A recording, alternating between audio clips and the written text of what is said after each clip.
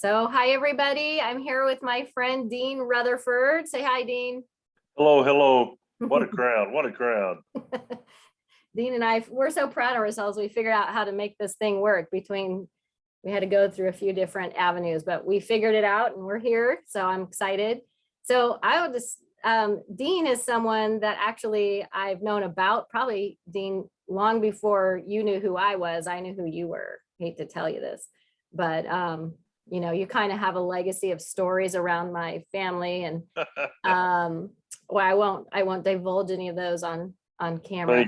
Thank you. But how Dean and I specifically got connected is that we both share our cancer journeys, and we've been able to just kind of develop our own relationship outside of all those connections with the rest of our family, kind of through that. So I remember you reaching out at some point after you'd been diagnosed, and I shared a book with you, and we've kind of been chatting ever since. All righty then.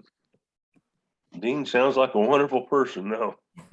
I met Heather, well, I know her father-in-law and her mother-in-law pretty well. Mm-hmm. We kind of went to the same Bible college, and her father-in-law, Ron, was actually a professor of evangelism.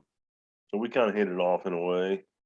And Ron is like one of my most favorite preachers. I mean, he's an old flamethrower from yesteryear. None of this milk toast, feel good sermons.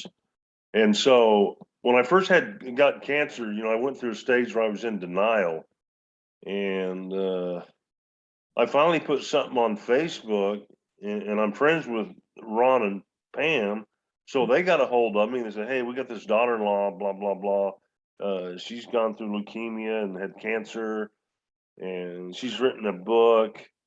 And I can't remember if they sent it or maybe Heather sent it, but they connected me to Heather, and I talked to Heather, and then I ended up reading the book, and the book really helped me out because at the time I was just really bummed, and you know, a lot of why me God, and I'm getting old. I just want to live a simple life. Now I got a blood cancer. It's extremely rare. So I read the book, and the book was a great inspiration. In fact, I work in a prison, and I work in what they call protective custody. And about 70% of these guys are lifers. They're never going home. And I just tell them to have fun. Don't worry about getting in trouble because you're already in prison. But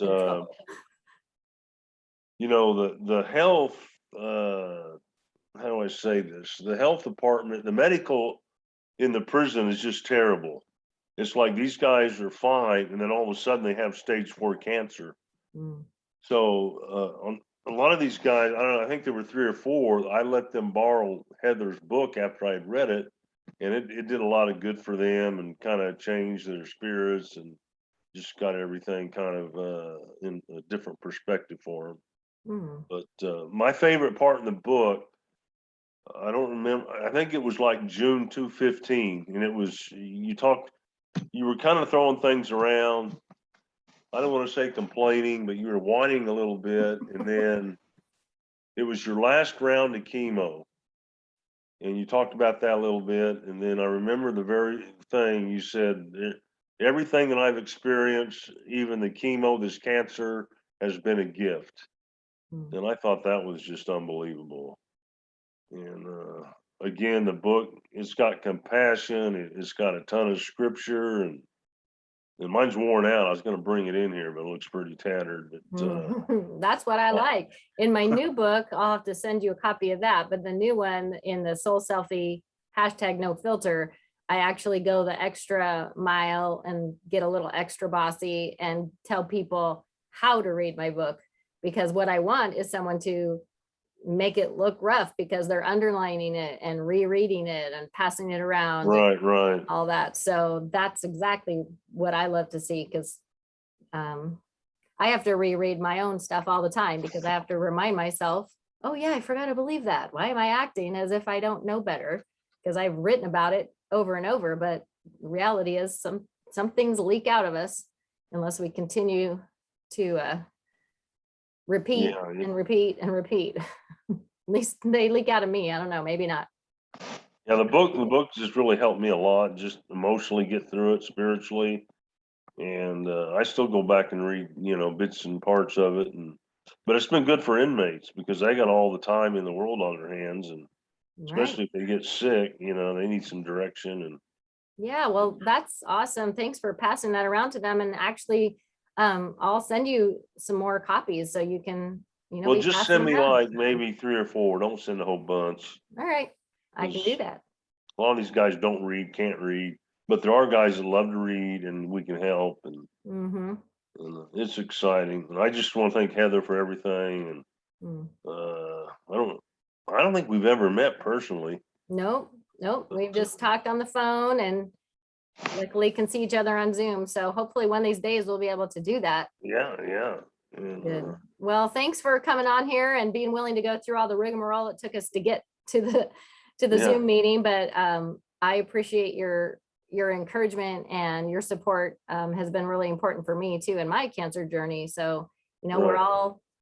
we go through what we go through so we can help others get through what we went through.